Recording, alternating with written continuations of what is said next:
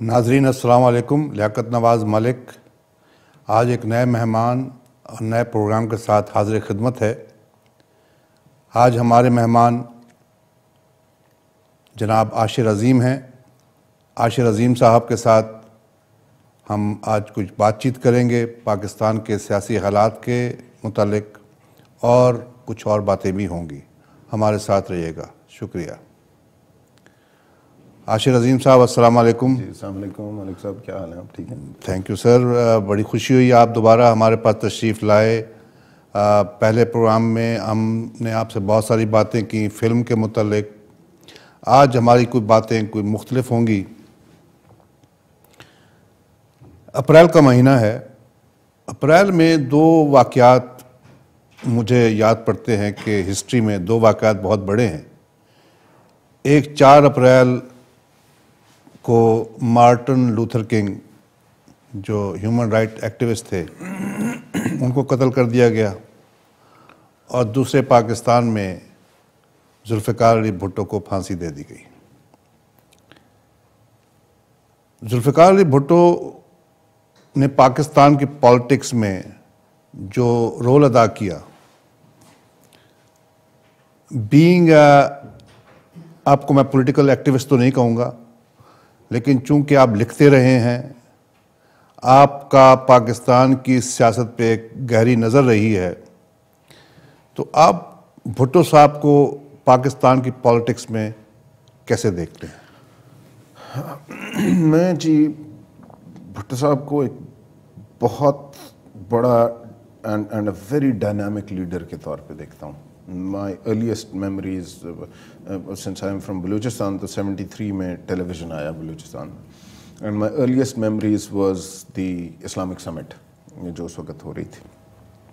اس وقت تو مجھے اس کی اتنی سمجھ نہیں آئی because I was a very 10 years old، لیکن آئی تھنک بھٹو صاحب was a very visionary leader. اور بھٹو صاحب کا جو اس وقت آئیڈیا تھا وہ یہ تھا کہ اسلامک بلاک کو اکٹھا کیا جائے، اور 5 بیسک ان کے پوائنٹس تھے کہ جی ہمارا جو پیسہ باہر کے بینکوں میں جاتا ہے، آؤٹ سائڈ ورلڈ میں جاتا ہے، ہم اپنا بینک کریٹ کریں تاکہ فائنینشیل انسٹیٹیوشنز ہماری اپنی ہوں. اس کے نتیجے میں الٹیمیٹلی BCCI بنا.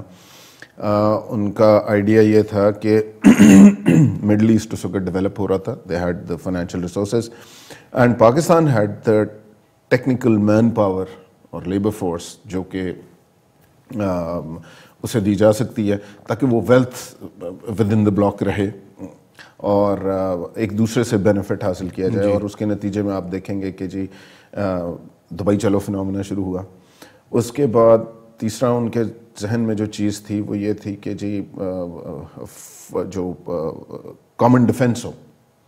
اور پھر آپ نے دیکھا کہ جی پاکستان آرمی کی ڈیپوٹیشنز، ایئر فورس کی ڈیپوٹیشنز ٹو آل اوور تھیں، اور ٹریننگ کے لیے باقی اسلامک ورلڈ سے لوگ ہمارے پاس آتے تھے. And then the concept of maybe people say a nuclear weapon for the bloc itself. Now, I think essentially that was a huge idea, and a new superpower was being created by the combined group. اور اگر آپ کو یاد ہوگا تو اس وقت 3-4 اور leaders تھے جو کہ اس انیشیٹو میں پیش تھے. Because Islamic countries میں Pakistan was a big country. Then there was Saudi Arabia. شاہ فیصل تھے وہاں سے، انور سادات صاحب تھے ایجپٹ سے، اور معمر قذافی تھے لیبیا سے. اب یہ ہسٹری میں ایک اسٹرینج کوئنسیڈنس ہے کہ all those 4 leaders who were working on empowering a bloc, جی تو all of them did not die natural deaths. چاہے سعودی عرب کے شاہ فیصل تھے، یا انور سادات تھے، یا معمر قذافی تھے، یا ذوالفقار علی بھٹو تھے، اور وہ جتنے انیشیٹوز تھے وہ بھی آہستہ آہستہ سارے پھر ڈائلیوٹ ہو گئے، کیونکہ جو لیڈرشپ اسے کمیٹڈ تھی وہ لیڈرشپ کی ساروں کی ڈیتھس ان نیچرل ہوئی ہیں. سو آئی تھنک بھٹو صاحب was a tremendous leader, visionary. I think Pakistan میں انہوں نے عوام کو پہلی دفعہ آواز دی, شعور دیا. جی شعور دیا. اور دیکھیں ہر لیڈر میں کچھ اچھی چیزیں کچھ غلطیاں بھی ہوتی ہیں. جی انسان ہے, انسان ہے. اور ہو سکتا ہے کہ وہ غلطیاں لانگ رن میں پھر کریکٹ ہوتی ہیں, تو کیا وہ ٹائم ملا انہیں یا نہیں ملا, وہ ایک الگ ڈبیٹ ہے. I think with a balance approach, in my humble opinion, I can be wrong, I think his idea of nationalisation of industry was wrong. Maybe not wrong, but then maybe he didn't get the time to consolidate it the way he may have thought about it. Because, but I would say کہ جس طرح وہ ہوا, it was wrong. جی. I think his idea of removing constitutional protections from the civil services was wrong. Or wrong is maybe a strong word, but could have been done some other way. Because issue یہ ہے کہ جو balance ہے between legislative, executive, judiciary, executive کا اس میں ایک بڑا role ہے اور بڑا انڈیپینڈنٹ, یہ تینوں ان بیلنس ایک دوسرے کے چلتی ہیں اور ایک دوسرے پہ چیک اینڈ بیلنس کے طور پہ کام کرتی ہیں. جب آپ نے سول سروسز پہ سے کانسٹیٹیوشنل ریفارمز ہٹا لیں تو ایکچولی ہمارے ملک میں جہاں پہ وڈیرا ٹائپ کا انوائرمنٹ ہے, آپ نے سول سرونٹ کو ان کا محتاج کر دیا, ڈومیسٹک سرونٹ بنا دیا rather than servant of the law. جی رائٹ. جس سے میرا خیال ہے کہ ہماری سول سروسز لانگ رن میں کافی خراب ہوئی. اور آپ نے ابھی نہیں کہ ابھی آپ نے زرداری صاحب کا پچھلے دنوں انٹرویو سنا ہوگا جس پہ کافی بہت لوگوں نے بات کی ہے, لیکن وہ ایٹیٹیوڈ بالکل کلیئر ہے جس میں وہ کہتے ہیں کہ چیئرمین نیب کی مجال, بالکل ایگزیکٹو, بالکل وہ آپ کا ذاتی ملازم نہیں ہے. بالکل صحیح بات ہے. So but then there is that arrogance, there is that feudal یا پھر وہ جو بیلنس ہے وہ خراب ہوا. But I think overall Bhutto صاحب was a great leader. اس وقت جو پولیٹیشین تھے نا جی, ذوالفقار علی بھٹو سے لے کے آپ میاں ممتاز محمد خان دولتانہ تھے, یا سردار شوکت حیات خان صاحب تھے, یا ولی خان صاحب تھے, جو بھی ان کے نظریات تھے وہ اپنی جگہ پہ, لیکن ان میں رواداری تھی, ان میں کوئی پالیٹکس تھی, ان میں کوئی نظریوں کی بات ہوتی تھی. اب جو سیاست ہے وہ سیاست چلی گئی ہے غلط ہاتھوں میں, ہے نا. اب ہم نے بھٹو صاحب کی بات کی, ٹھیک ہے, اب وہ بہت سارے پلوں کے نیچے سے پانی گزر چکا ہے. اب جو سچویشن ہے پاکستان کی, اب کیا ہوگا؟ کیا آپ کو کوئی امید کی کرن نظر آ رہی ہے؟ ملک صاحب, اٹس اے ٹرکی کویسچن, اور مجھے واقعی کافی ڈسپونڈنسی ہے لوگوں میں بھی اور مجھ میں بھی ہے. آپ کی باتوں کے آپ کی بات کا دو پہلو مجھے سمجھ میں آئے. میرے کلاس فیلو ہیں نواب لشکری رئیسانی, ہم اکٹھے اسکول سے پڑھے, کلاس فیلوز تھے, اچھی دوستی ہے. ایک دن لشکری نے مجھے کہا کہ آپ دیکھیے اس وقت, اگر میں صرف بلوچستان کی لیڈرشپ کی بات کروں اور اسے پھر ہم نیشنل لیول پہ لے کے جا سکتے ہیں, نواب اکبر بھگٹی تھے, رئیسانی صاحب تھے, بسنجو صاحب تھے, خیر بخش مری صاحب تھے. آپ یہ دیکھیں گے کہ یہ جنرلی سارے آکسفورڈ کے پڑھے ہوئے یا مطلب بہت پڑھے لکھے لوگ تھے. جی رائٹ. اور آپ نے کہا اس میں جو بھی تھی, لیکن ایک رواداری, ایک رکھ رکھاؤ, ایک طریقہ کار, وہ ایک بیک گراؤنڈ تھا.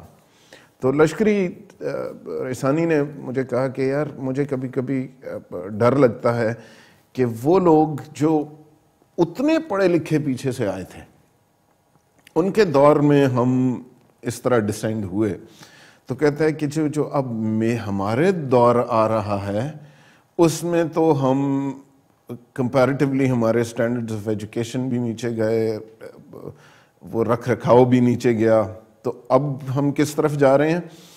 और उसने कहा कि मैं अब स्केर्ड हूं, जो नेक्स्ट जनरेशन आ रही है वो तो और डेस्पराडोज की है, और किसी किस्म की कोई, so it's a tricky situation. और फिर मेरा ख्याल है कि जी प्रॉब्लम लीडरशिप वो होती है जिस तरह का शायद थोड़ा सा अवाम भी होता है। जी जी, जैसी अवाम होगी वैसे उसके लीडर्स होंगे। जी जी। हमारे यहाँ लेकिन यहाँ पे मैं आपको रोकूंगा सर कि अवाम के अपने मसाइल हैं, आपको अवाम को ऐसे मसाइल में डाल दिया गया है, उनकी बच्चों की फीसें, उनका रहना सहना, उनके किराए, मतलब जो आम मैं लोग बात कर रहा हूँ 3-4% को निकाल के बाकी लोगों का तो यही हाल है। आई एग्री, लेकिन देखिए मलिक साहब ये ओवरनाइट तो नहीं हुआ ना। जी जी जी, ये ओवरनाइट तो नहीं हुआ। ये मैं आपको एक छोटी सी मिसाल देता हूँ। मेरी वालदा साहिबा से बचपन से 2 बातों पे मैं चिढ़ जाता था और मैं उनसे आर्ग्यू करता था। एक ये कि वालदा साहिबा कहती थी बेटा सब्र करना सीखो, बड़ी अच्छी बात है, राइट। लेकिन मेरा पता नहीं बचपन से पॉइंट ऑफ व्यू ये था कि देखिए अगर हमने सब्र कर लिया ना हर चीज पे, तो देन हम कहीं नहीं जाएंगे जी। मतलब हर जाती और आप सब्र कर लें तो I mean who is going to raise a voice? सो सब्र करना बड़ी अच्छी बात है, लेकिन raising a voice for your rights बहुत जरूरी है। एक हद तक सब्र करें। जी। दूसरी बात यह है कि हम हमेशा ये कहते हैं कि मैंने आपसे पहले भी गुजारिश कर रहा था कि होता यह था कि मेरा ऐसे ही पराई बातों पे टांग अड़ जाती थी। मतलब मैं एक दिन सड़क पे जा रहा हूँ और एक सख्त सर्दी थी कोयटा में और सड़कें आइस हुई में थी। I was young at college, going to college, और एक घोड़ा जो था वो बर्फ़ पे फिसल के, उसके पीछे काफ़ी सारा वो था, बेचारे के पीछे लोड था, तो वो घोड़ा ज़मीन पे गिर गया हुआ था। और वो जो घोड़े का मालिक था वो चाबुक लेके घोड़े को बेचारे को मारी जा रहा था। अब इतना पीछे वज़न था और सड़क इतनी स्लिपरी थी कि वो घोड़ा बेचारा उठने की कोशिश करता था, फिर स्लिप होता था, फिर गिरता था, फिर उठने, वो उसे मारी जा रहा है। एक दफ़ा तो मैं गुजर गया, क्योंकि पेरेंट्स हमेशा से कहते थे यार तुझे क्या तकलीफ होती है, तुझे आके पराए पंगे में क्यों इन्वॉल्व हो जाता है ना। फिर मुझसे नहीं रहा गया, वापस आया, मैंने उसे कहा, मैंने कहा भाई मैं और आप ऐसे करते हैं, मैं आपकी हेल्प करता हूँ, ये सामान इस पे से उतारते हैं, कुछ वजन कम करते हैं। आशिर भाई यहाँ पे इस बात को थोड़ा सा रोकेंगे, एक ब्रेक लेंगे, ब्रेक के बाद इसी बात को दोबारा शुरू करेंगे। ओके नाजरीन हमारे साथ रहिएगा, आशिर अजीम हमारे साथ हैं, आज इनसे बड़ी बातें होंगी। आपका साथ रहने का शुक्रिया।